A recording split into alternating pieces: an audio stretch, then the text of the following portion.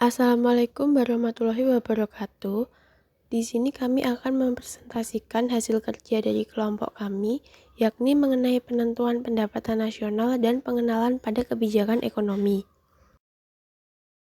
Sebelumnya, izinkan saya mengenalkan nama anggota dari kelompok 12.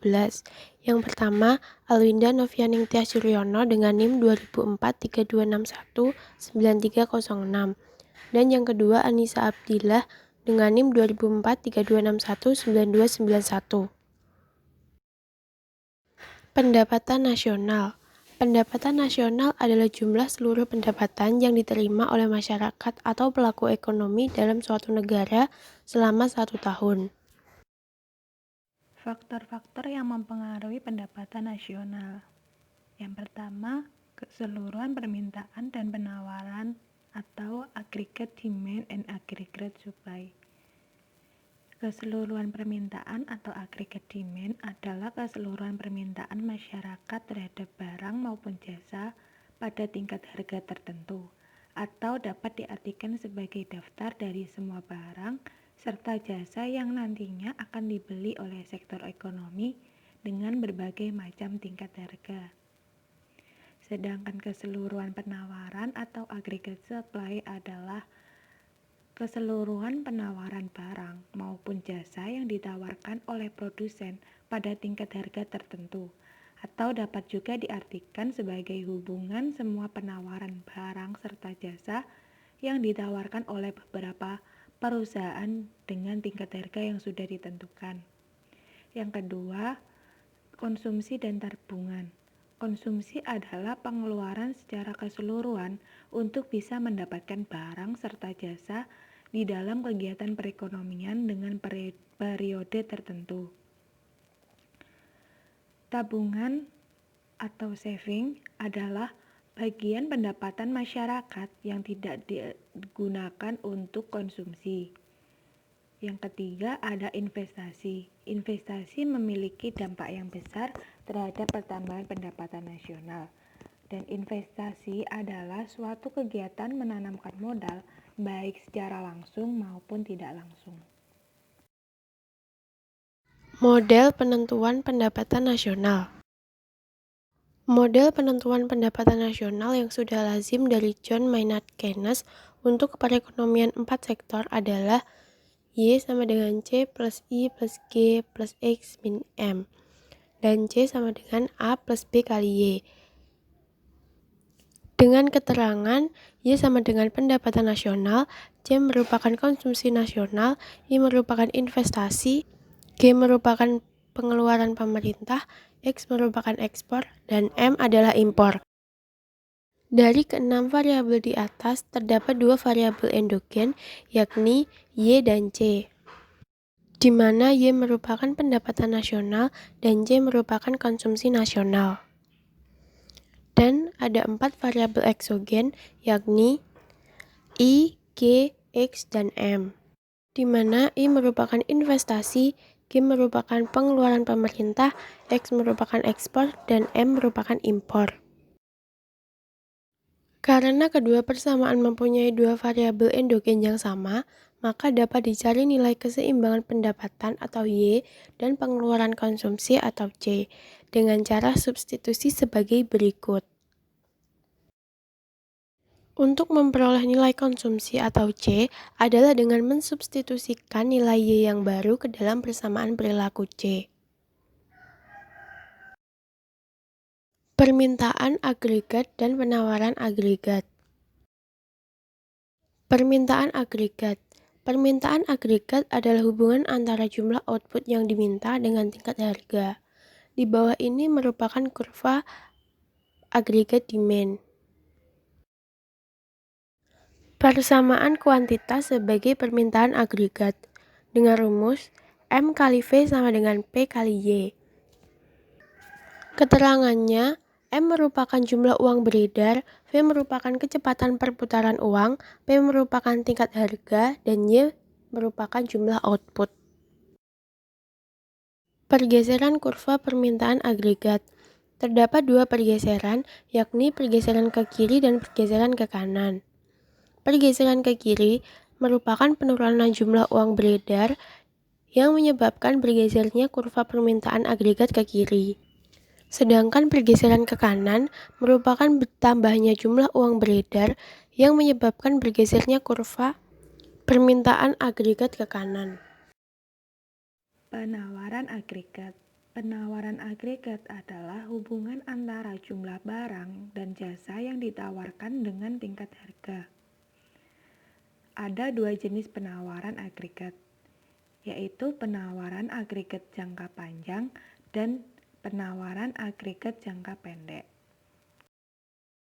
Penawaran agregat jangka panjang. Dalam permintaan agregat jangka panjang, tingkat output ditentukan oleh jumlah modal dan tenaga kerja, serta ketersediaan teknologi. Tingkat output tidak tergantung pada tingkat harga. Di samping ini sudah ditampilkan gambar kurva penawaran agregat jangka panjang. Kurva penawaran agregat jangka panjang atau disebut LARS bentuknya adalah vertikal. Produksi di tingkat ini menunjukkan posisi kesempatan kerja yang penuh. Yang selanjutnya ada penawaran agregat jangka pendek.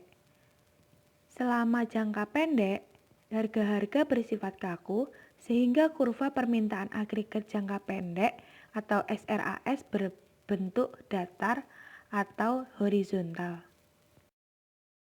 Equilibrium atau keseimbangan. Di kurva yang kiri digambarkan bahwa kurva tersebut menunjukkan kurva equilibrium jangka panjang.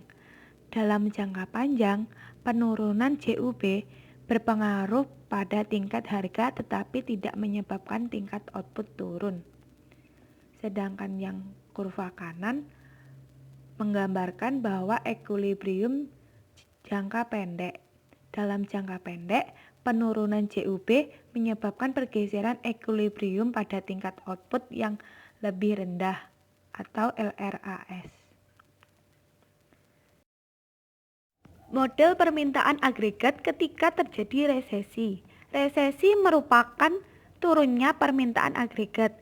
Pada slide ini sudah digambarkan kurva model permintaan agregat saat terjadi resesi. Perekonomian dimulai pada equilibrium jangka panjang pada titik A. Penurunan permintaan agregat yang mungkin disebabkan oleh penurunan permintaan uang menggerakkan perekonomian ke titik B sehingga output berada di titik alamiah. Ketika harga turun, perekonomian berangsur-angsur keluar dari resesi yang bergerak dari B ke C. Model permintaan agregat ketika terjadi ekspansi. Ekspansi merupakan naiknya permintaan agregat. Perekonomian dimulai pada equilibrium jangka panjang pada titik A. Kenaikan permintaan agregat terjadi akibat peningkatan perputaran uang, penggerakan perekonomian ke titik B, sehingga output berada di titik alamiah. Ketika harga naik, perekonomian berangsur-angsur kembali ke titik alamiah. Pergerakannya dari B ke C. Kebijakan ekonomi. Kebijakan ekonomi adalah tindakan pemerintah dalam mengambil kebijakan atau keputusan di bidang ekonomi.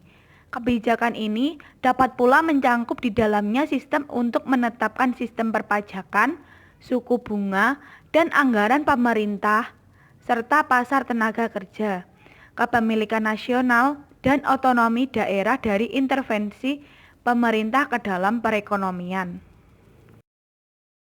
Di dalam kebijakan ekonomi terdapat kebijakan stabilisasi. Fluktuasi secara umum terjadi sebagai akibat perubahan pada permintaan agregat atau AD dan penawaran agregat atau AS atau agregat supply. Sedangkan perubahan eksogen pada kurva AD dan AS disebut sebagai guncangan atau shock terhadap perekonomian. Kebijakan stabilisasi ditunjukkan untuk mengurangi tekanan goncang. Berikut ini merupakan kurva dari demand shock. Ketika AD meningkat sehingga perekonomian booming, kurva AD bergeser ke kanan dan equilibrium berada di titik B. Dengan harga lama, perusahaan menjual lebih banyak output sehingga mengerjakan lebih banyak pekerja dan menggenjot produksi. Kemudian, kenaikan AD tersebut mendorong kenaikan harga dan upah, yang mengakibatkan output yang diminta kembali turun secara bertahap hingga ke titik alamiah, yaitu di titik C. Supply shock. Guncangan penawaran memperburuk beban biaya dan menaikkan harga. Jika aggregate demand dipertahankan konstan, perekonomian bergerak dari titik A ke titik B yang menyebabkan stagflasi. Secara berangsur-angsur, ketika harga turun, perekonomian kembali ke titik alamiah, yaitu di titik A. Kebijakan untuk melakukan stabilisasi ini dapat ditempuh melalui kebijakan fiskal dan kebijakan moneter.